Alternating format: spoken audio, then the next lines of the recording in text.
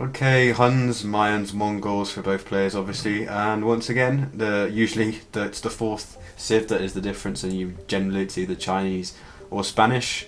Um, PoJ opting for Spanish again, like in the last game. Once again, it's going to be played by PoJ Freeze in purple, and AoHD opting for Chinese. So the dynamic there is that Chinese probably give your team a much better, much stronger combination in the early mid game and kind of like early Imperial Age. But once the chart, God, it's on the brain, chart on the brain. And once the trade starts to get up for this team of Spanish in the late game after you've been in Imperial Age for 5-10 minutes or 15 minutes, then that starts to take its effect. So HD will want to be having a game that doesn't stretch on for too long in this situation, I should think. Just going to quickly go over the players. It's exactly the same as last time, but just to let you know the positions, we've got Mayan flank over here for LB10 in the teal on the top part of the map, so ideal position for Mayans unless they would have wanted a pocket sling. Mongol pocket, so that's pretty decent. Mongol pocket and grey for Slaktarn, and then Chinese pocket and Huns flank. You could argue that Slaktarn and Toady would have been like swapping over would have been optimal, and having like a Hun pocket for the Mayan flank and then Chinese pocket for the Mongol flank perhaps would have been better. But yeah, Toady in red as Hun's flank and Lecture yellow pocket Chinese.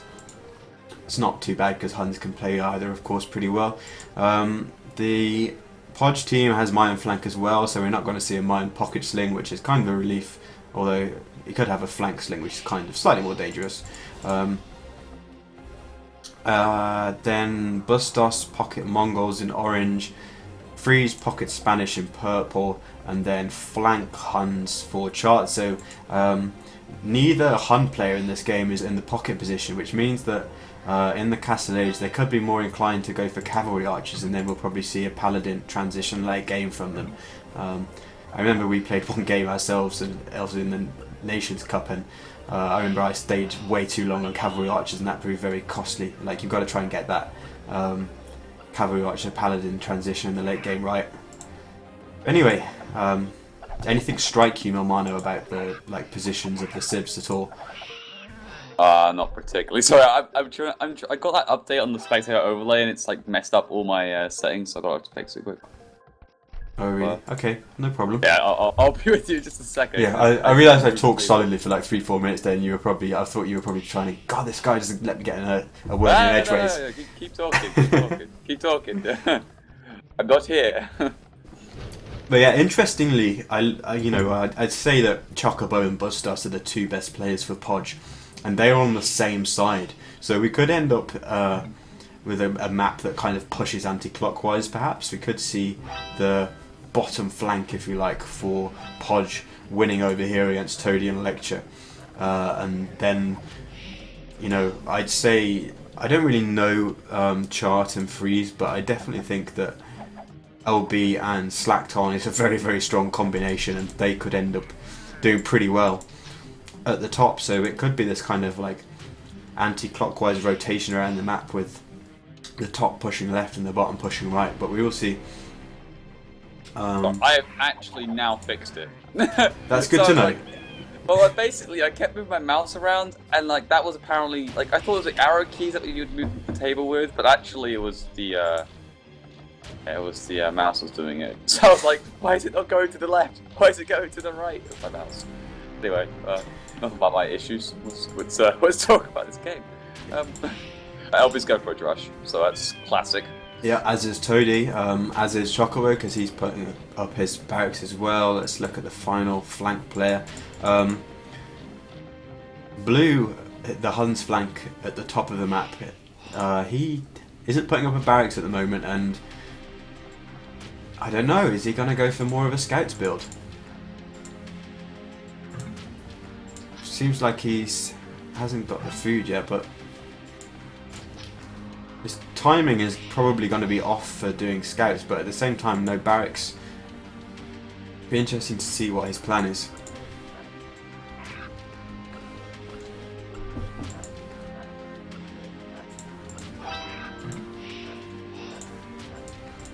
LB's Drush is probably going to be ready to depart quite soon. And in the south, a lot of walling going on actually, like Toady and Chocobo already walled off a decent amount of their map. And say Chocobo has a pretty wallable map. I mean, he's got this slightly forward gold, but everything else, he's got nice resources in the back. Berries are a bit difficult to take with the way he's built his mill, but he's got a pretty defensible map, and I think Toady could have a difficult time pushing into that map, potentially. There's a big hill between, well, not a big hill, but certainly a hill between them that could be decisive because it's directly between where their barracks are, and whoever takes that could be able to take the military advantage and use that to push into the enemy base. Micro-wise, with the Drush coming in, it feels like Toady fared a little bit worse. Than his scout took some downhill hits and went down really quickly, and some of his militia on lower HP, whereas Chocobo's didn't. Chocobo's completely unscratched actually.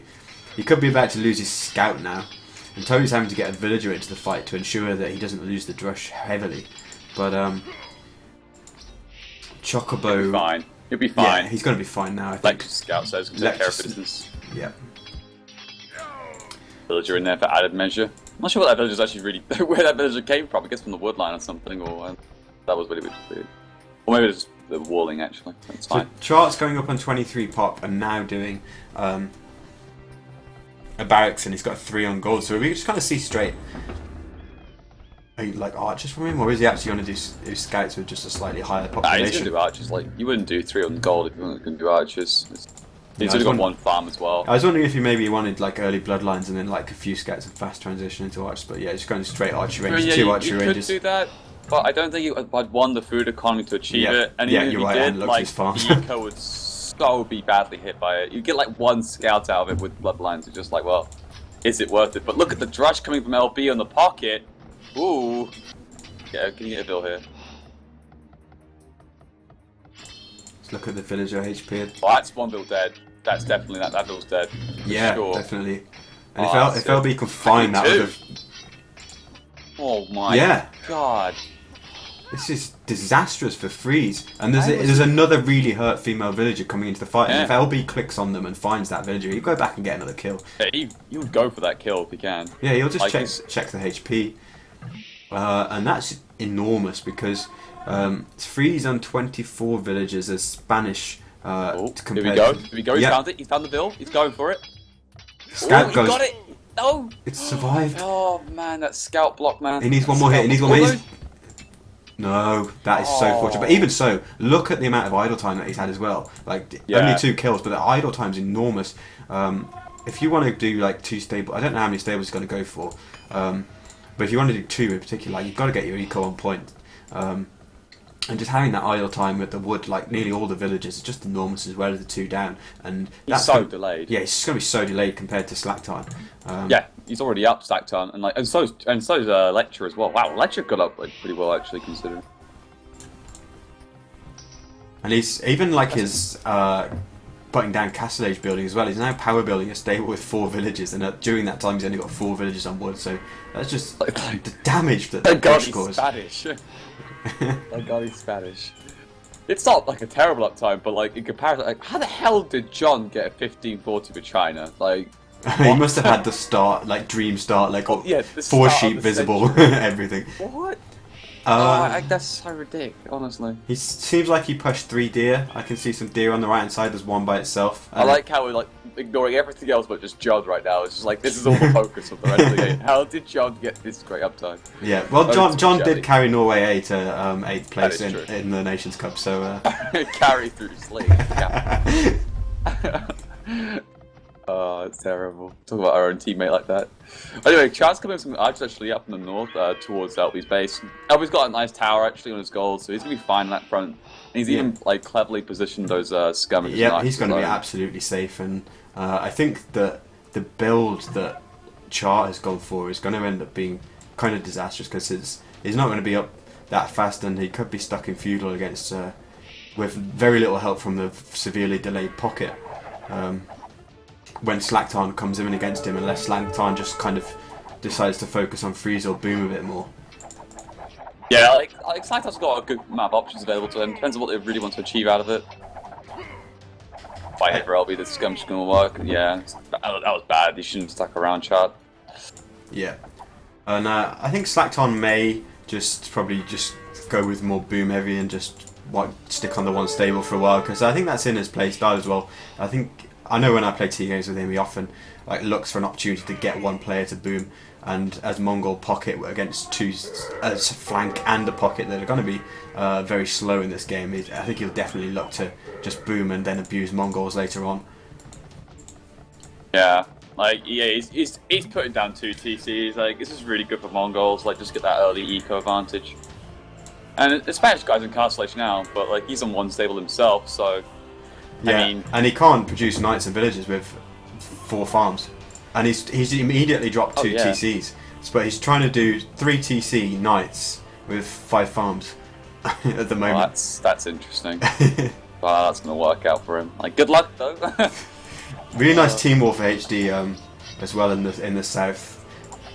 Ooh. PoJ are going to break in though, and that Bustos, could. though. Yeah, Bustos with 4 knights and archers from Chocobo coming in. Where are Lecture's knights? All of Lecture's knights are kind of on the other side of the map, actually closer to the other pocket. So Panic TC from Tony. Just throw every build possible. He'll go up. It's fine. Yeah, he might lose 1 or 2 villages, but yeah, he'll lose maybe 1. Yeah. The crossbows aren't even targeting anything very well anyway, so it's... Yeah, Lecture just needs to try and help him It's out. actually really good for Toady, actually, to get 3 TCs up like this. Yeah, the good thing about it is that it's created a nice kind of shield where if he can keep villagers in that area, he's not too vulnerable to, say, more spread out TCs would be. He's got TCs on gold, on wood, he can build farms between the TCs, so he'll be okay for now, but the problem is that they could waltz into Lecture's base. But Lecture's not got the same sort of situation, it's quite compact with the resources. Lecture camel. Yeah. And meanwhile Lecture's just got 1 knight in lots of different places, I think. Yeah, I don't know where is he's got 2 in Chocobo's base, and then 2 or 1 in Bustos' base, but they're not really doing too much, just forcing some quick calls. Oh, he's got into the wood line of Chocobo, look at that. Look at the damage he's got to do there. Because there is all the villages there, he can't even palisade, he's just going to have to get out of there. Oh man, that's bad. 2 or 3 villages, really nice raiding by Lecture there. Yeah, Toadie's really going cavalry archers to defend, and I think he's going to be fine with 3 TCs there and a few cavalry archers as well, although Bodkin for Chocobo means the cavalry archers are kind of vulnerable. The gold's exposed. Oh god, Chocobo, quickly! Oh, okay, you'll lose 2 bills maybe. Oh my god, look at that wall! Oh, wow, okay, that was well played. Yeah. That was well played. I'll give Chocobo up for that. Meanwhile, let's look at LB and Slackton, because we've neglected the north side of the map for a while. Oh, yeah. They're doing really nice in terms of just denying map to chart. He can't take wood at the moment. He's going to Constellation though, so it's okay. I mean, he's got a couple of stragglers to go to. It isn't ideal, but if he gets the crossbow and the bod can be out. Yeah, he has got a lot of archers. So go straight once more again to freeze. And oh my god, if he can hit this wood line with those crossbows, because I have a funny feeling there's could be a gap here. Is there a gap between the stable and the palisade? Yeah, I'm trying to see that. Maybe not. Well, we're gonna no, I think because those knights would have gone. Oh, there's a one by the house and the stable. It's okay though. Freeze just reacts in a decent amount of time anyway. But that was. If it was the crossbows that went through there, I think that would have been more effective. But LB could just they can just leave some army there, and then how is Freeze going to chop too much wood in the meantime? He's going to have to stay close to his TC or re-lumber on the left hand side. Toadie's starting to get to a reasonable number of CA to. Oh, and Lecture's got some knights there, and they could trap all these crossbows in the bottom as well. I don't know. Oh yeah, they're doomed. There's no way they can get out alive. Toadie needs the knight support from Lecture just to. Toadie needs to get bloodlines too. These these cav archers are just too weak. Yeah, there's +1 armor coming in though, which helps them survive a little bit. But yeah, crossbows with their faster rate of fire and everything can one shot pretty quickly. Yeah, I think he needs to get it. he needs to get it, but he got out of that with reasonable losses, and they've cleaned it all up, which is really nice. Let's look at the eco situation. Toadie on 44 vills against 49 for Chocobo with mines as well. So Chocobo actually has a decent economy advantage against Toady. And then Pockets Lecture He's only on 2 TC though, so I mean he's only put his third down now. So I mean even then, like Toady should start to catch up relatively soon. But Lecture's 10 vils behind his opposing Pocket, so it's starting to look like, as I was saying, it could be a little anti-clockwise shift around the map in terms of the push directions from each team. But it feels like HD are doing more damage in the north than PoJ are doing damage in the south. Oh yeah, easily, like definitely. I mean, he's completely startable too. So these crossbows of charts are the only like gold units he's got available to him. So yeah, LB not taking the best fight anymore though. Back up. But even while he's standing there, like the chaos. Oh, he's coming in on the wood line on the left hand side. Do you see that? Oh yeah. Such bias. LB fire. Shoot. Oh, just get it. Oh, too late. Oh, LB. Alright, he gets a couple of bills out of it, and again, just creates so much chaos, as you said. To Toady with bloodlines and +1. Big fight in the south. But Toady. Yeah. Oh, that's. It's not a good fight. This is not a good fight for them. And they back off, I think. Yeah, maybe not, actually.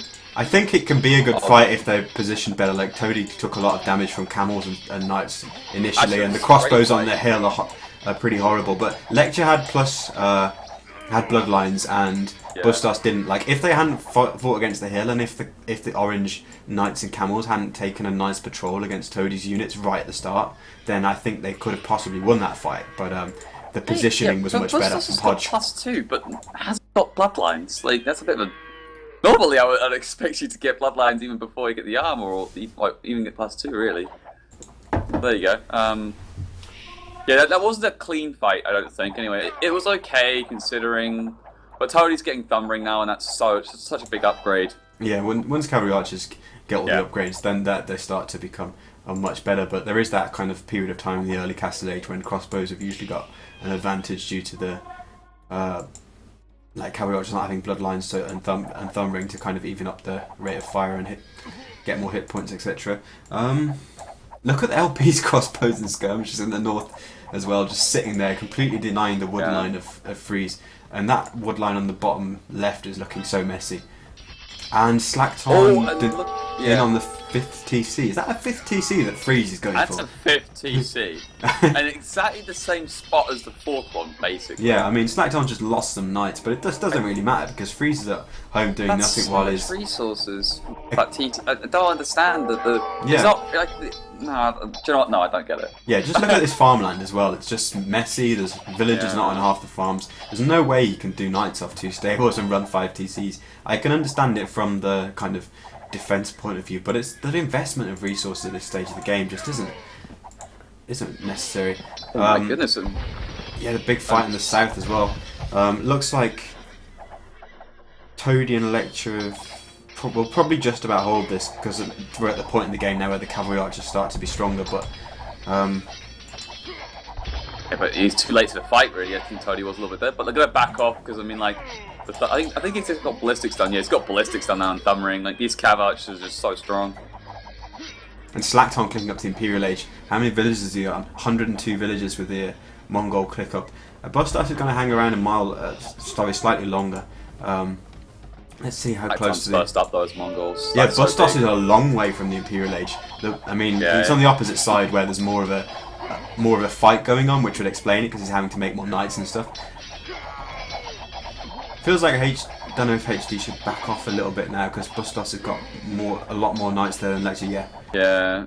Lecture's just lost everything actually, but it's okay. I mean, look at this forward castle. Look at the castle from Chocobo coming in though, right on Toady's archery ranges, and he's one of his golds. Oh, that's bold. That is bold. Where is Toady's 3rd gold if he loses that 2nd one? Is it that one on the right hand side? Yeah, that belongs to him instead of Lecture, doesn't it? I think. That's not good actually for Toady. That's not good. He's built a 3rd one just right there, and he's like, oh crap, that's a castle coming up. Okay, they can just pop out and then run away. But yeah, but with Chocobo being Mayans and probably an early Imperial Age push out of that really forward castle. Actually, he's still quite away from the Imperial Age in terms of food, but I think Toady could struggle to hold against as Huns against that because I don't think he'll be anywhere near going up. I think they're just about okay. Like the castle will go up, which I think was probably the bigger objective out of this, but I think it's still okay. Like just because of the fact that Slacktown's fully boomed Mongols and he's just going to start flying really at this point. So yeah, this is AoHD's home map. Just replying to the chat. Let's have a look what's going on in the north because I haven't been back there again for a while. Seems that Chart has finally secured some territory, and LB could be. Actually, that's enough. Fine. Just it's enough crossbows there, and there's only +1 armor as well. +1 armor. Well, he gets in that little gap there as well. Like that gap just they was going into, and Freeze's like, I can't commit into that really. And look, Freeze's just getting chain binding armor now. I mean, yeah, as I was saying, like I thought he was going to like swarm those crossbows, but LB had just enough. And obviously, as you said, the gap in the forest. But +2 armor is a big thing for knights. Like as soon as you get +2 armor and bloodlines, then crossbows start to become somewhat ineffective against the knights. But he doesn't have that, and kind of a decent massive crossbows retains its effectiveness. Lecture trying to do a nice castle on the north side of Toady's base to try and shut down avenues of attack and allow them to kind of hold this area of Toady's base a little bit better if it gets pushed, because I think that is what will happen. We can see that Chocobo's on the way to Imperial Age. Gonna get there. Second cast from Chocobo right on that main stone. Chocobo's playing really well actually this game actually. And this is what I was saying, that if you're a Hun's flank and then Mayans gets up ahead of you and they've got castles, you've just got such a problem. It's just so hard to do anything, and against that Mayan and Imperial Age plus. Toady's is about to click up. Let's hope he does it in the right TC. Yeah, he's doing it in the bottom, the TC at the bottom, which means it's he's not going to lose the Imperial Age TC. Yeah, he's a clever one. He'll be fine that one. Toad's a clever one. Yeah, Slacktown 130 vils now to Bustos 90. So Slacktown is 40 vils ahead of the other team's Mongol player, which could be really decisive because he's going to have disgusting. that Mongol post Imperial Age army than the Mangudai much quicker. Bustos now doing like have option actually. Yeah, and his score in this game is disgusting. Like he's over 1,000 points, about 1,000 points ahead of the highest player for PoJ. But yeah, I think Toady is in for a bad time, but he's still ahead of blue player PoJ Chart on the top side. So. Oh yeah, he's fine in that comparison, and I think what Slacktown could do, he's got a couple of options in Slacktown right now. He can either just destroy Chart and also take down Freeze, or he might actually come on and or go to the other side and try and help him out. Really, like, this is the difference here. Bustos has got to commit to this one side only. He can't like go over and help really. I think I would leave LB to kill blue, and then just Slacktown just come and save the south, and that would mean that Freeze would have to come here to or LB could even probably go up against blue and purple on his own for a while. Like if I was Slacktown, I would come and save the south if necessary. But so far, I think HD amassing good numbers. John has a lot of knights there. If you say John being Lecture to the people that don't know, he's got a lot of knights there. If he gets Cavalier +4, he's going to do okay. They'll be able to hold the line. Like Toady's lost a lot of economy ground, but he's retreating. He hasn't lost too many vils, and with Cavaliers there, and this patrol could be really big. Green needs to get out of there. Yeah, he could lose a lot here. Yeah, it's actually got leap from dodge. That's pretty good. Toady's not going to. I was saying, like, how the hell did he achieve that? But yeah, Toady's going to be okay because Lecture's timing was good. He got these two castles in really nice spots, which means they could start trebbing down the Mayans with +4. Like everything about the timing of that was perfect for HD to hold the line, and it means Toady's not really going to lose anything. And the kind of perilous situation of potentially a faster Imperial Age Mayans pushing against Huns hasn't really materialised because Bustos wasn't there. That was the big thing as well. Like Bustos, he wants to go like Mongol mode, and he's just doing Cavaliers and Hussars. Yeah, he's in serious trouble. Bustos actually is like you're absolutely right. That timing was so perfect. Bustos was nowhere near to be seen. Cavaliers were in good mass. Like that's it. Like all this progress by Chocobo has just completely been eradicated. And if you're Mayans as well, and you've just lost 2 castles basically like this, well, 1 at the moment, but definitely going to be 2 at this rate, then Like, But- that's a huge loss. Yeah, and likely to be 3 in just moments, I should think. Yeah. And meanwhile, how they can hold this Slacton is just swarming across the map with Mangudai. Look at the just grey dots, just kind of flooding everywhere. It's like a he's rash. in the middle of Purple's base as well. Yeah. And now And here, Purple... Purple's Yeah, TC Forest is kind of proving a little bit useful. Finally it's proving useful. Yeah. Oh dear, it's not looking good. Like, and just Chart can't just do anything. Look, he's only on 2 TCs. Like, half his eco's already dead just from himself. I mean, not looking great. Where is LB at? Like, what are we doing? I think he's just team walling the map and trying to raid with Eagles and... Yeah. I think he's also preparing for the late game. You can see the market's already coming down too. Yep, so... They're playing it nice and safe. Yeah, even though they're the team that doesn't have Spanish, they're the team that's prioritising trade the most. Like, it doesn't seem like... Chart's already got 3 markets we put down, but it's just far too late, really, if I'm honest. I mean... I'm trying to see where they are. Chart with 3 markets. TC. Well, yeah, all the castles going down for Chocobo Mines in the south. Yeah. It's got 1 at home, but it's not going to be able to produce. And with +4 Bloodlines Cavaliers, Plumed Archers start to not be the best unit. Obviously, they're still fair better than against Paladins, but even so... This is the window now for this side, like basically south, to really start putting the hammer down, because, well, Mayans have got basically no army to fall back on, and they've got 1 castle left. The Mongol player is busy on the other side, it looks like, actually, a little bit. And, yeah. Looks pretty bad. And then meanwhile, Bustos is fighting with Hussars against Eldorado Elite Eagles and Elite Mangudai. So, I think that, like, Slacton and Boom is going to end up being decisive because it's got so far ahead of the Mongols, and then the damage that HD did in the north in the early game has meant that Bustos had to start going to the other side, and now there's just 2v1 in the south. Like, it really was that early game situation that created this, I think. Ah, absolutely, yeah, absolutely. It's just like the positioning of the armies and where each player has had to go to help their allies has worked out just totally in the favour of HD after the early damage that they did. And this push in the south is just looking absolutely devastating now. +4 Cavaliers, Toady with Parthian Tactics Cavalry Archers. He's not going to bother with the elite upgrade for now, and instead he's switching into Cavaliers of his own. Like, putting all bias aside, I'm not even kidding, but I think, like, hey, this team by HD is so coordinated. Like, Yeah. This is unbelievable, actually, really, to some degree, considering all... Yeah, I was Like, saying... I'm not taking anything away from PoJ, but I'm just saying that, like, you know, for AoHD, they're doing a really good job. Yeah, Coordination. they play above their level when they play together. They've got a lot of experience. Yeah. They're good friends in a tight knit group, and I think they could be. Like, I'm not saying they're going to win the tournament or anything, but they could be a surprise package of this RTSL because they're a new team that haven't competed in it before, and we know from losing against them on a nightly basis because they're in our friends games how good some of these players can be when they're coordinated. So. Yeah, it's funny, like, I could never imagine myself actually casting these HD elite groups, sort of, really, like, at this point. It's like, oh wait, I'm actually casting Toady. The issue for HD will come when one of them can't turn up and we have to play for it instead. That is when it will be. God, yeah, that's you taking the job there, buddy, not me.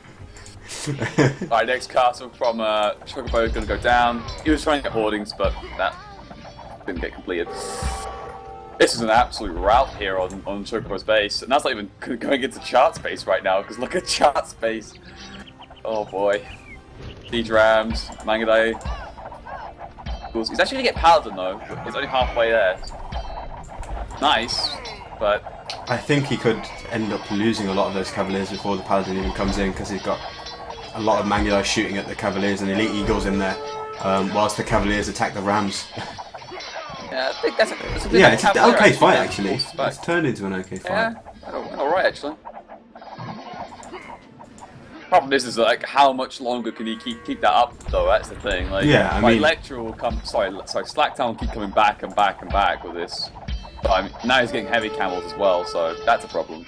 Yeah, and the trade's there for HD, and also realistically, Blue needs to be winning, not just holding on by the skin of his teeth, because of what's happening in the south. But and also, Freeze needs to come over and help him. I mean, like, he's back in his base with like 20 paladins. I'm a bit like, well, he's helping in the south at the moment. He's got about 10 paladins there, but now Toadie's got paladin kicking in right this second, and oh, that's nice. Chukonu for lecture as well. So HD is switching into a very optimal late game army for their civs that they've got. I was saying, like with Huns on flanks, for example, they have to try and manage that cavalry archer into paladin transition. Oh yeah. I think both players have done that in the end. Both Hun players. Yeah, you're exactly right. And then obviously Chinese need to do like cavalier to Chukonu, and once again the timing just seems pretty good. Just as some more of the PoJ players start to get their act together, like Bustos finally doing Mangudai now instead of Hussars, and Freeze has paladins. Like HG have responded by the transitioning into Paladin and Chukonu instead of Cavalier and Cavalry Archer. Yeah, absolutely right. It's very well played. I mean, oh, actually, here comes Bustos and Freeze though. Yeah, this could actually stem the tide. The important thing though is the hill. But look at the body blocking of those traps. I mean, like that is so well positioned. And the Mangudai shooting at the siege workshop. Have you seen what the Mangudai for Bustos are doing? So even though they're attacking a siege workshop, even though they could have easily won that fight in open ground, the hill and the positioning and the blocking that was going on means that they're gonna, like, a fight that they should have lost all day long hasn't actually been catastrophic at all.